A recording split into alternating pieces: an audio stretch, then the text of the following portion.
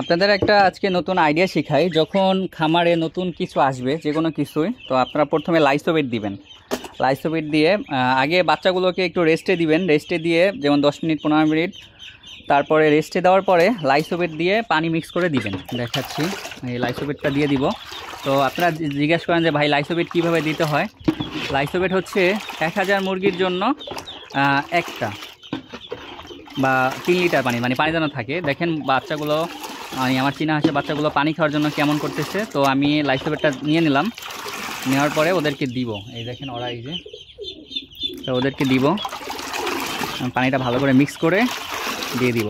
তো আমি 3টায় ভাগ করে দিব, যে 3টা পট ধুয়ে রাখছি, 3টা পটে ভাগ করে দিব এই জন্য যেন প্রত্যেকটা হাঁসি যেন ভালোভাবে খেতে পারে, যেন পানিতে মিক্স না হয়ে দৌড়াদৌড়ি না করতে পারে, মানে পানিতে যেন ভিজা না যায়। দেখতে হবে চীনা হাঁসের বাচ্চা যেন, যে কোনো বাচ্চাই 15 থেকে 20 দিনের আগে পানিতে দেওয়া উচিত না। আর এই দেখেন আমার হাঁসের বাচ্চাগুলো মাশাআল্লাহ কত সুন্দর।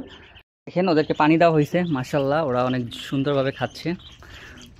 আলাদা পড়ে গেছে ওরা, দিই ওই দেখেন। তো আমি কিন্তু ওদেরকে লাইসোবিটের পানিটা দেওয়া হয়েছে। ওদেরকে হাঁস সম্পর্কে আরেকটা বিষয় বলি। হাঁসকে যখন পানি দিবেন সব সময় পানি রাখার চেষ্টা করবেন, যেন পানি কম না থাকে, কারণ পানি কম থাকলে ওরা ভিজা যায়, গোসল করে ফেলে। এই জন্য সবসময় পানি দিয়ে রাখবেন। আর খাবার, যেহেতু হাঁসগুলো মাত্র এখানে অ্যাভেলেবেল হয়েছে, তো আরও 15 থেকে 20 মিনিট পরে মানে খাবার দিব। খাবার, পানি যেহেতু দেওয়া হয়েছে, খাবার দিব আরও 15 থেকে 20 মিনিট পরে। সো আরও যদি কোনো আপডেট জানতে চান, কেউ যদি আবার আমাদের কাছ থেকে হাঁস নিতে চান, অবশ্যই কন্ট্যাক্ট করে নিতে পারেন।